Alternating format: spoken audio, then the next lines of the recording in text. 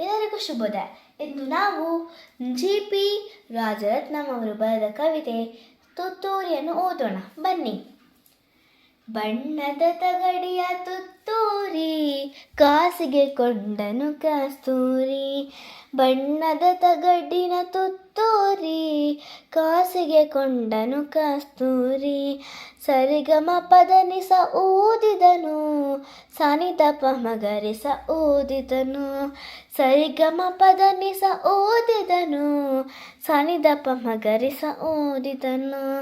ತನಗೆ ತುತ್ತೂರಿ ಇದೆಯೆಂದ ಬೇರಾರಿಗೂ ಅದು ಇಲ್ಲೆಂದ, ತನಗೆ ತುತ್ತೂರಿ ಇದೆಯೆಂದ ಬೇರಾರಿಗೂ ಅದು ಇಲ್ಲೆಂದ.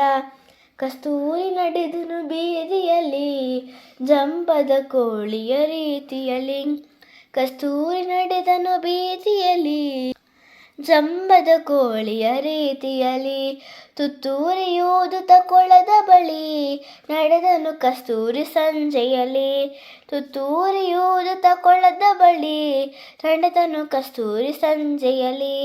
ಜಾರಿತು ನೀರಿಗೆ ತುತ್ತೂರಿ ಗಂಟಲು ಕಟ್ಟಿತು ನೀರೂರಿ, ಜಾರಿತು ನೀರಿಗೆ ತುತ್ತೂರಿ ಗಂಟಲು ಕಟ್ಟಿತು ನೀರೂರಿ, ಸರಿಗಮ ಊದಲು ನೋಡಿದನು ಗಗಗ ಸದ್ದನು ಮಾಡಿದನು, ಸರಿಗಮ ಊದಲು ನೋಡಿದನು ಗಗಗ ಸದ್ದನು ಮಾಡಿದನು.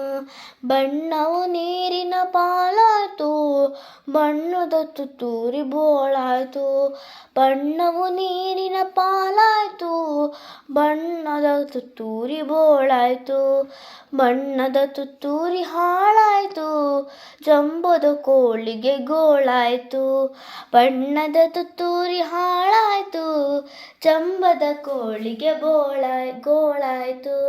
ಸ್ನೇಹಿತರೆ, ನಿಮಗೆ ಈ ವಿಡಿಯೋ ಇಷ್ಟ ಆದರೆ ಪ್ಲೀಸ್ ಲೈಕ್ ಮಾಡಿ, ಶೇರ್ ಮಾಡಿ, ಸಬ್ಸ್ಕ್ರೈಬ್ ಮಾಡಿ ಎನ್ನುತ್ತಾ ಈ ವಿಡಿಯೋನ ಮುಗಿಸುತ್ತಿದ್ದೇನೆ. ಬಾಯ್ ಬಾಯ್.